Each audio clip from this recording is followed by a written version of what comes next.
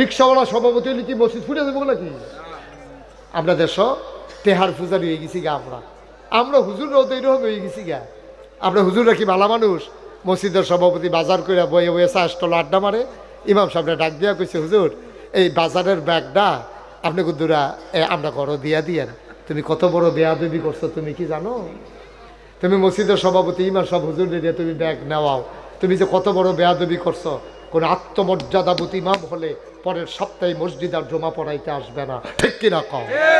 আর আমি কি ইমাম হইছি তোমার ব্যাগ টানোনের লেগিয়া? তোমার সভাপতির আমি গুষ্টি মারি তোমার ইমাম তোমার ব্যাগ টানোনের লেগে আমি সভাপতি মসজিদের ইমাম হইছি? আমি আল্লাহর ইমাম, আল্লাহ আমাকে ইমাম বানাইছে, আল্লাহর ঘরের ইমাম আমি, ঠিক কিনা কও? আমারে চাকরি দিছে আল্লাহ, এই ঘর আল্লাহ, আর এই ঘরের ইমাম আমি। তুমি আমার ইয়া ব্যাগটা নাও। সলিমুদ্দি কলিমুদ্দি কদ্দুর চিন্তা করে না। সবাই নামাজের মতো করে বসে, সবাই মিলে আল্লাহর দরবারে আমরা মাফ চাইব। আল্লাহ যেন আমাদের গোনাগুলো মাফ করে দেয়। আমরা সবাই মিলে মাফ চাইব। সবাই বসেন, নামাজের মতো করে বসেন। আমরা সবাই মিলে তওবা করব। আল্লাহ যেন আমাদের জীবনের গোনাগুলো মাফ করে দেন। দরকার আছে নাকি নাই? যারা দাঁড়িয়ে আছেন, যদি মনে করেন সামনে একটু জায়গা পাওয়া যায়, বসে পড়ুন, বসে পড়ুন। আমরা সবাই মিলে তওবা করব, একটু জিকির আজকার করব। তারপর ইনশাল্লাহ আমরা আখিরি মোনাজাত করে দেব। আল্লাহ যেন কবুল করে। সবাই পড়েন আমিন। সবাই আমার সাথে চক্ষু বন্ধ করে বসেন। সবাই আমার সাথে পড়েন, আউযু বিল্লাহি মিনাশ শাইতানির রাজিম,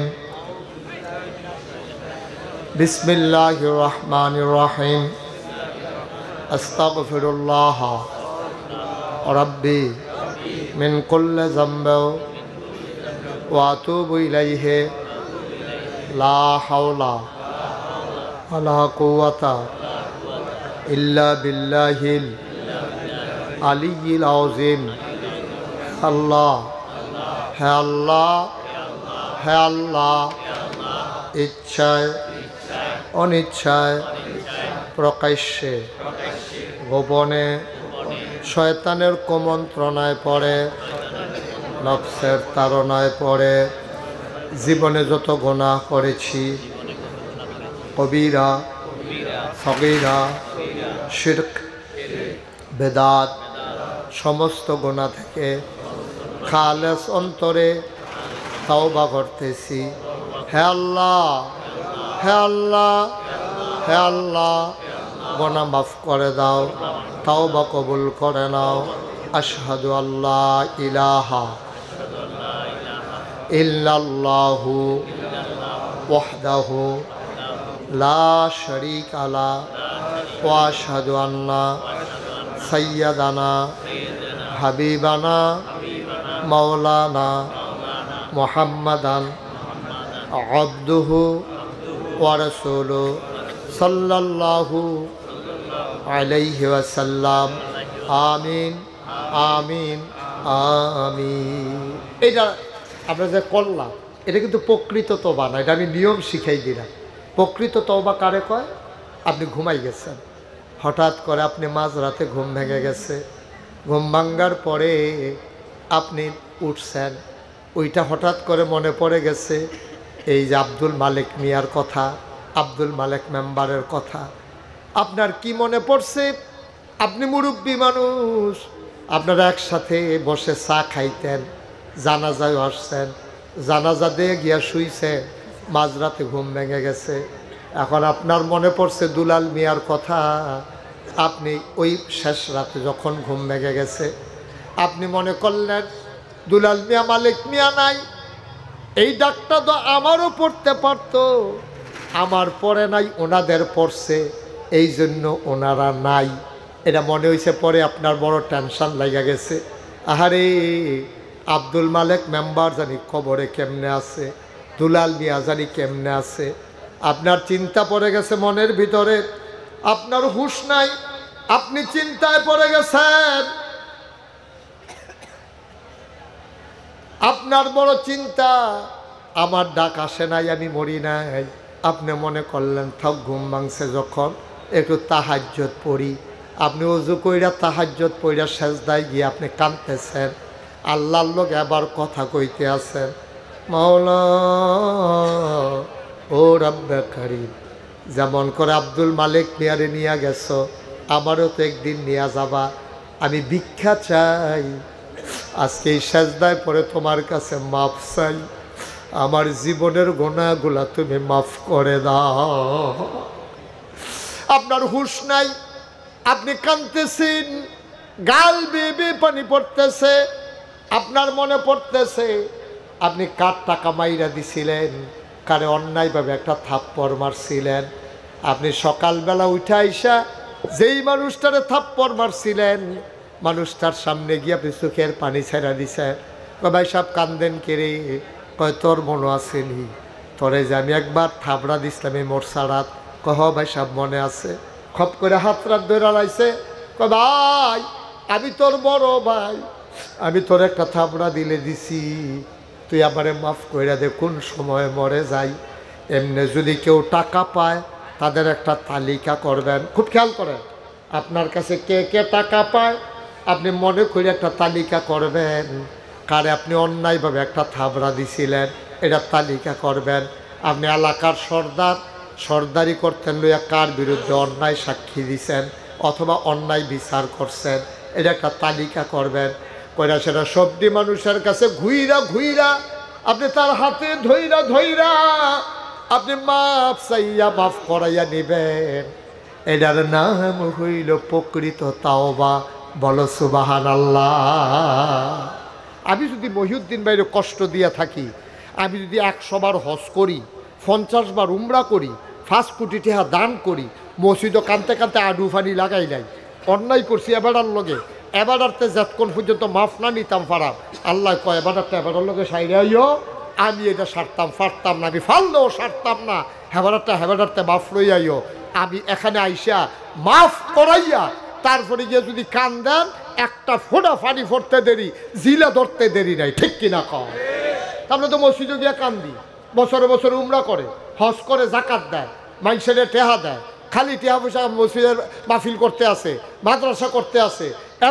এবারের মাধ্যমে কত মানুষকে যে জুলুম করে রাখছে, এই জুলুমের যতক্ষণ প্রতিকার না হবে আপনার কাম হইত না, আপনার কোনো কাম হইত না, আপনি কিচ্ছু বিনিময় পাইতেন না।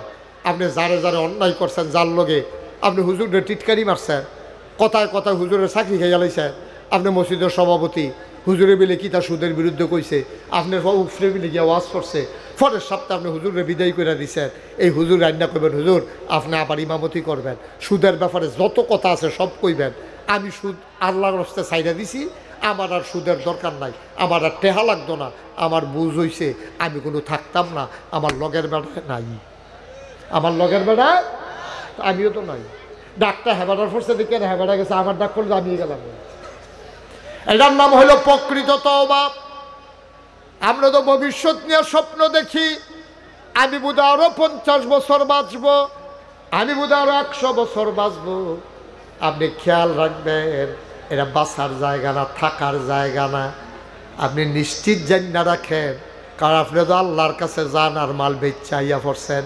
কোরআনুল কারিমে সূরা তাওবার 111 নম্বরে আয়াতে আল্লাহ কয়, ইন্নাল্লাহা আশতারা মিনাল মুমিনিনা আনফুসাহুম ওয়া আমওয়ালাহুম বিআন্না লাহুমুল জান্নাহ। নিশ্চয়ই আল্লাহ মুমিনদের কাছ থেকে জান আর মাল কিনে নিয়েছেন, বিনিময়ে আল্লাহ জান্নাত দেবের ওয়াদা করেছেন। সুতরাং সবাই মিলে আজকে রাতের বেলা আমরা যার যার গুনাহ শেষে মাপ চেয়ে নেব, আল্লাহ যেন কবুল করে সবাই করা আমিন। আপনারা জানেন ওনার চাইতে আমি সুন্দর করে কইছি না, উনি কি এত ভালো করে কইতে পারবো? আমি যেমনি কইছি ওনার কথাটা, তো ওনারটা কি এত সুন্দর হইব? আমি তো মহব্বত করেই কইছি, মায়া লইয়া কইছি। মার হাবা কইতেন না? কায়কুবাদ সাহেব আপনাদেরকে সালাম দিছে, আমার কাছে বলছে যে হুজুর সবার কাছে দোয়া চাইয়েন, সালাম দিয়ে। আপনারা বলেন ওয়ালাইকুম আসসালাম। উনি আপনাদেরকে সালাম দিছে, দোয়া চেয়েছেন। ইনশাল্লাহ আমি তো শুনলাম মহিউদ্দিন ভাই থেকে, আমার এটা আগে জানা ছিল না। উনি আসবেন কয় তারিখে? 28 তারিখে, ডিসেম্বরে 28 তারিখে আসার পরিকল্পনা আছে ওনার। আর ফায়সালা কার? বা কথা না, ফায়সালা কার? আল্লাহ যেন সহি সালামতে দেশের মানুষ দেশে আসবে, খুশির খবর, ভালো কথা। আল্লাহ যেন নিষ্কণ্ঠকভাবে, ঝামেলা মুক্তভাবে আমাদের মানুষ আমাদের মাঝে আবার ফিরিয়ে দেন। সবাই কনা আমিন। আল্লাহ যেন সহি সালামতে সুস্থতার সাথে উনি যেন আসতে পারেন, আল্লাহ যেন কবুল করে সবাই করা আমিন। বন্ধুগণ, সবচেয়ে বেশি আমার কষ্ট লেগেছে ওই যে এই আপনি আব্দুল সত্তার সরকার, জি জি সরকার সাহেব, উনি যেই কথাটা কইছে আমার কলজাত গিয়া লাগছে যে একটা মাদ্রাসা কারণে কারণে বন্ধ হয়েছিল। ভাই, গজবাউনের কিছু কারণ লাগে। তে আপনি মাঝে মাঝে চিন্তা করবেন আমি এখন উষ্টা খাইলাম কেন? আমি যে এইমাত্র নামাজ পড়াই না, আমি উষ্টা খাওয়ানোর কথা না, আল্লাহ আমার ছাইয়া রাখবো, তা আমি এখন মসজিদের বাড়িও উষ্টা খাইয়া পড়লাম কেন? আপনি এটা হিসাব মিলাইবেন আজ আমি কি কাম করছি যেই কারণে আল্লাহ আমার উষ্টা খাওয়াইয়া সোজা করছে, আল্লাহ আমার গোনা মাফ করাইছে, এটা চিন্তা করবেন। তো মানুষের উপরে যখন শাস্তি আছে কিছু কারণে কারণে আসে। এই যে মসজিদ মাদ্রাসাটা বন্ধ, এটা অত্যন্ত দুঃখের বিষয় এবং এই এলাকার মানুষের জন্য এটা কিন্তু মোটেও খুশির খবর না। দয়া করে অতি দ্রুত এই সেশনে, জানুয়ারি মাস আসতেছে না, আপনাদের কাছে আমার অনুরোধ, ভাই আমরা তো কিন্ডারগার্টেন স্কুলে পড়াইলে খুশি বোধ করি যে মাশাআল্লাহ কি সুন্দর তারে প্যান্ট পিন্ধাইছে, শার্ট গাও দেওয়াইছে, ইন করছে, আবার তারে টাই লাগাইছে, তার আব্বায় থাহে বিদেশ, তার মায় টাই টুই লাগাইয়া ভিডিও কল দিছে বিদেশ, ভিডিও কল দিছে পরে এরপরে দেখাইছে কয় সাবসানি এটা কেড়া, চাইয়া দেখে কি সুন্দর বিদেশি ফলাফাইনের মতো টাই টুই লাগাইয়া রে, কয় এটা কেড়াইরা, কাউন্টার তেদি কই পুরো বিদেশি, তেদি পুরো বিদেশি হয়ে গেছে গা, এবার কাছে এটা ভালো লাগে না। আব্বা আম্মা, আপনারা যারা শুনতেছেন, এমন ফুত তৈরি করেন, জন্ম দেওয়া সহজ, ফুতেরে মানুষ বানানো কঠিন।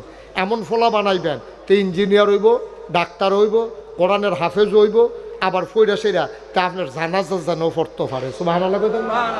এটা হলো শাক কফাল। তো এটা পড়বো কখনো? আপনি মাদ্রাসাত দেন, মাদ্রাসাত পড়লে তো ইঞ্জিনিয়ার হইতে পারবো, ডাক্তার হইতে পারবো, তারপরে আপনার হুজুর হইব, তো কোরআন শরীফও পড়বো, আপনার রুহ কবজ, এটা আপনার ফুতে বইয়া বইয়া সুরে ইয়াসিন পড়তে আছে, এটাকে আপনি যেমন তেমন কফাল মনে করছেন। আপনি ইঞ্জিনিয়ার বানাইছেন ফুতেরে, তে কোরআন শরীফ পারে না, সর্বনাশ হয়েছে। আপনি ডাক্তার বানাইছেন, সে কোরআন শরীফ পারে না, সর্বনাশ হয়েছে। আমরা এমন ডাক্তার চাই যে ডাক্তারও হবে, কোরআনও জানবে, ঠিক কিনা কম। আবার বাফের জানাজাও দিতে পারবো, অকরে হুজুর হইলে জানাজা দেওয়ান যাবো, আর নাইলে জানাজা দেওয়ান যেত না, কইছে কেন আপনি রে? কে কইছে? আপনি ইমামতি করতে হইলে হুদা হুজুরও লাগবো, আর নইলে ইমামতি করণ যেত না। 5 জন বন্ধু, কেউ মাদ্রাসাত পড়ে না, হুজুর নাই, তো 5 জনে কি নামাজ পড়তে আলগা আলগা পড়ে না? মুসলমানের ফুতায় এই 5 জনের ভিতরে একজনের ইমাম বানাই লইবা, এরকম যোগ্যতা নিজেদের ভিতরে অর্জন করতে হবে, ঠিক কিনা? হুজুর নাই দেখে কি জামাত ছেড়ে দেওয়ার নাকি? হুজুর নাই দেখে কি মসজিদ ফেরে থাকবো নাকি? হুজুরে ছুটিতে যাইতে পারে, ইমাম সাহেবের ছুটি লাগতো না। এমন সভাপতি, কত তো আরেক ফাইল জায়গাইতেছে, কষ্ট হইতে আছে। এমন সভাপতি বানাইবা যেই সভাপতি ইমাম সব ছুটিতে গেলে যেন নামাজ পড়ানোর যোগ্যতা আছে, ঠিক কিনা কম। আমরা তো সভাপতি বানায় সুদ খাই, আমরা তো সভাপতি বানাই এমন রে সুদখুর, মসজিদে 1 লাখ টাকা দিছে, সকালে সিগারেট দিয়ে সভাপতি বানাই দিয়ে বইয়া দিছে, ঠিক কিনা কম। মসজিদরা যে ভাঙ্গা পড়ছে না, কপাল বালা রড বুদয় বাড়াই দিছিল। সভাপতি যদি সুদখুর হয় তো মসজিদার থাকে কিটা? থাকে কি? কামলাকে ভিক্ষা করে খায়, রিক্সা চালায়, তারে সভাপতি বানাইও, তার ভিতরে যদি সেই কোরআন হাদিসের যোগ্যতা থাকে, ঠিক কিনা কম। আমরা টেহা হলো সভাপতি লাগতো না, টেহা হলো সভাপতির দরকার নাই। সভাপতি দরকার ফরহেজগার সভাপতি, যে সভাপতি 5 ওয়াক্ত নামাজ মসজিদে গিয়া পড়ে, ঠিক কিনা কম। এইরকম সভাপতি বানাইবা। কামলাকে ভিক্ষা করে খাওয়া দেখি, কামলাকে রিক্সা চালায়, তো যদি সৎ হয় রিক্সাওয়ালা সভাপতি হলে কি মসজিদ ফুটে দেবো নাকি? আমরা দেশ তেহার পূজারি হয়ে গেছি গা, আমরা হুজুররাও তো এইরকম হয়ে গেছি গা। আমরা হুজুররা কি ভালো মানুষ? মসজিদের সভাপতি বাজার করে বয়ে বয়ে চাষটল আড্ডা মারে, ইমাম সাহেবরা ডাক দিয়া কইছে, হুজুর এই বাজারের ব্যাগটা আপনি কুদ্দুরা আমরা ঘর দিয়া দিয়েন। তুমি কত বড় বেয়াদবি করছো তুমি কি জানো? তুমি মসজিদের সভাপতি ইমাম সব হুজুর দিয়ে তুমি ব্যাগ নেওয়াও, তুমি যে কত বড় বেয়াদবি করছো। কোন আত্মমর্যাদাবতী ইমাম হলে পরের সপ্তাহে মসজিদ আর জমা পড়াইতে আসবে না, ঠিক কিনা কম। দাদা আমি কি ইমাম হইছি তোমার ব্যাগ টানোনের লেগিয়া? তোমার সভাপতির আমি গুষ্টি মারি, তোমার ইমাম তোমার ব্যাগ টানোনের লেগে আমি সভাপতি মসজিদের ইমাম হইছি? আমি আল্লাহর ইমাম, আল্লাহ আমাকে ইমাম বানাইছে, আল্লাহর ঘরের ইমাম আমি, ঠিক কিনা কম। আমার চাকরি দিছে আল্লাহ, এই ঘর আল্লাহ, আর এই ঘরের ইমাম আমি। তুমি আমার ইয়া ব্যাগটা নাও, সলিমুদ্দি কলিমুদ্দি কদ্দুর চিন্তা করে না। কুদ্দুর চিন্তা করে চললাম। আমরা দেশটা গজব হওয়ার পিছনে এগুলো কারণ আমরা বুঝি না যে কি কারণে গজবে ধরছে। আরে ঠ্যাঙ্কারটা হালাই দিছ তো 20 লাখ দেবে কে? আর হুদুদি মাসে ঠ্যাঙ্কার মুখিত তো যখন দেখছো যে 20-এ উঠে ফেলে উঠতে আছে ভাবলে না রুট কাটছ। আঙ্গুল তো কাটতে হালাই দিছ যখন 20 লাখ দে, এটা কোন ফেলাইয়া পড়তে আছে, না হলে আঙ্গুল কাটলা না ওই তো। সুতরাং 20 লাগাইয়েন না, শৈল 20 লাগাইয়েন না, গজব টাইন না, সমাজদারে সুন্দর করেন। ওলামারে ওলামাদের কারামদের জায়গা দেন, ইমামরে ইমামের জায়গা দেন, মর্যাদার জায়গা দেন, তাইলে সুন্দর হবে, সমাজ ভালো থাকবে, আল্লাহর রহমত বরকত নাজিল হবে। ঠিক কিনা কও? কথাটা ঠিক কিনা? আমরা সবাই মিলে সমাজ বিনির্মাণে ভূমিকা রাখবেন। আমি আপনাদেরকে বোঝার জন্য বলতেছি, আমার আত্মহমিকার জন্য না। এই যে 5ই আগস্ট যখন সরকারের বদল হলো, আমি কুমিল্লা ডিসি সাহেবের সাথে মিটিং করেছি। আমি এসপি সাহেবকে বলেছি কোনো টেনশন নাই, কুমিল্লা কোনো থানায় আক্রমণ হবে না ইনশাআল্লাহ। আমার এরিয়াতে যেই থানাগুলো ছিল আমি সেখানে ছেলেদেরকে বসাই দিছি। আমার এলাকার চৌকিদারদেরকে বলছি তোমাদের উপরে পিটা নেবা, একটা পুলিশের গায়ে যেন ফুলের আঁচড় না লাগে। পুলিশ হলো হুকুমের গোলাম, পুলিশের হুকুম করছে, হ্যাঁ তারা ফায়ার করছে। আর যা আবার অহন করুক, অহন যদি ইউনুস সরকার পুলিশের হুকুম করে ফায়ারটা কি কম করবো? তো সরকারের ব্যাপার। পুলিশ হইলো কর্মচারী, তার হইলো মাইকের মতো, মাইকে ফু দিলে হ্যান দিয়া আওয়াজ বাড়ায়, মাইকের কোনো দোষ নাই, যে ফু দিছে তার হইলো দোষ। ঠিক কিনা কও? মাইকে যেমন দেখতে ফু দিলে মাইকে যে আওয়াজ হয়, এটা কোনো হুজুরে ফু দিলে হয়, আর এবারে দিলে হইতো না, বিষয়টা এরকম না। সুতরাং মাইক ফিটটা ভেঙ্গালাইলে লাভ হইতো না, ফিট তৈব হ্যাতারে কেডা এই আওয়াজটা করতে আস। ঠিক কিনা কও? মাইকের ফিটা ভাঙ্গা ভাঙছেন করতেন মুড়াইয়া মাইক ভাঙছেন করতেন। আমরা হইলাম মাইকে না, আমরা হুজুর হইলাম মাইক। আল্লাহ কয় ক, নবী কয় ক, আমরা কইতে আসি বড় বড়ই আবার হইতে আসি। ঠিক কিনা কও? আল্লাহ যেন হেফাজত করে, সবাই করা আবে। ভাই অনুরোধ, আমি আপনার মানুষও, আমি আপনার মানুষ, আপনারাও কুমিল্লা, আমিও কুমিল্লা, আপনারা মুরাদনগর, আমি ব্রাহ্মণপাড়া, আপনার লগে আমার বর্ডার আছে, মুরাদনগরের লগে ব্রাহ্মণপাড়ার সীমানা আছে। একটা কাজ দিলে মুরাদনগর, আরেকটা কাজ দিলে ব্রাহ্মণপাড়া। আমি আপনারা শত্রু না, এই কথাটি বাংলাদেশের কোনো হুজুরে কইতো না, কোনো হুজুরে কইতো না সাহস কইরা। মনে করবো পরের বছর দাওয়াত দেয় না দেয়, আমি তো সকলবার আগামী বছর আইতামে না। কথা কইতে তো সুবিধা আমার লাগিয়ে, কারণ আমার কোনো চিন্তা নাই। আগামী বছর আপনি দাওয়াত দিবেন এই আশায় মুস্তাক হয়ে যে একটা ওয়াজও করে নাই। এই জীবনে 33 বছরের জীবনে কোনোদিন ওয়াজ করি নাই যে পরের বছর আমার জন্য দাওয়াত দেয়, এই লুপ নিয়া, এই আশা নিয়া কোনোদিন কথা বলি নাই। বরংস দেখছি যে হকের কথাগুলো বলতেই হবে, কেউ না কেউ বলবেই।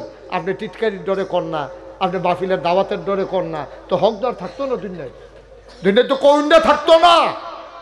কুদুর কইয়েন আপনারা যারা সমাজের নেতৃবৃন্দ আছেন, যারা সমাজের লোক আছেন, অন্যায় অন্যায় কইয়েন, ন্যায়ের ন্যায় কইয়েন, তেলের তেল কইয়েন, ফানিরে ফানি কইয়েন। খালি হুজুর রায় কইব আর অন্য তারা কইতো না বিষয়টা এমন না। হুজুরা কি কন্ট্রাক্টারি লইছে নাকি ইসলামের? হুজুররা কি ইসলামের কন্ট্রাক্টারি লইছে যে আল্লাহ আপনার ইসলামটা আমরা সাইয়া রেখা দেন? হুজুরার ঠেহা যেমন আপনারও ঠেহা তেমন, কারণ ইসলাম শুধু হুজুরের জন্য আসে নাই, ইসলাম আসছে মুসলমানের জন্য। ঠিক কিনা কও? আমরা সবাই মুসলমান, সবাই মিল্লা আল্লাহর ইসলামটারে সাইয়া রাখা, সুন্দর করে আমরা সাইয়া রাখা। আমি ওই যে কথাটা বলতেছিলাম, এই 5ই আগস্টের পরে আমি কুমিল্লা শহরের সবগুলো মন্দিরে মন্দিরে ভিজিট করেছি। আমি সবগুলো পুরোহিতের সাথে, ব্রাহ্মণের সাথে কথা বলেছি। মাদ্রাসার ছাত্রদেরকে দায়িত্বে বসাই দিছি, সবাই বসা থেকে ফজর পর্যন্ত বইয়া থেকে ফাহারা দিছে, কোনো দুষ্কৃতিকারী আক্রমণ করতে না পারে। কুমিল্লা দোকানে অনেক ব্যবসা প্রতিষ্ঠান আছে, মাতৃভাণ্ডার থেকে শুরু করে অনেকগুলো হিন্দু মালিকানার দোকান আছে। আমি বলেছি দোকানের সামনে দাঁড়িয়ে মাইক লাগাইয়া কইছি যে এই দোকানে যারা আক্রমণ করতে আসবা তাদের খবর আছে, আমাদের নজরে আছে, আমাদের লোকজন রাস্তাঘাটে আছে, আমরাই গোয়েন্দা, আমরাই খুঁজে বের করব কে হিন্দু দোকানের মিষ্টি খাইলো। ঠিক কিনা কম? দেশ কোথাও নাকি চইলে হিন্দুর একটা অজুহাত পাইছে, কয় যে আমরা গেলাম গেলাম গেলাম। কেড়ায় তা খেলো করে বাংলাদেশও মারফেরও যেমনি বাচ্চা থাকে, বাংলাদেশের হিন্দুরা এর চাইতে বেশি আরামে আছে। ঠিক কিনা? মারফেটের বাচ্চা এমনি এত আরামে থাকে না। আমরা মন্দিরগুলো পাহারা দিয়েছি, পূজার সময় পাহারার ব্যবস্থা করেছি। আমি বলেছি আল্লাহর খাস মেহরবানি, আপনি কুমিল্লা শহরে খবর নিয়ে দেখেন গিয়া খবর নিয়ে একটা দোকানে আক্রমণ হয় নাই, একটা মন্দিরে কোনোদিন আক্রমণ হয় নাই। এই আমরা 5ই আগস্ট পরে এনশিওর করেছি। এই যে কত বন্যা গেল, ভাঙ্গা পড়লো, আমি 15 দিন আমার পরিবার থেকে বিচ্ছিন্ন ছিলাম।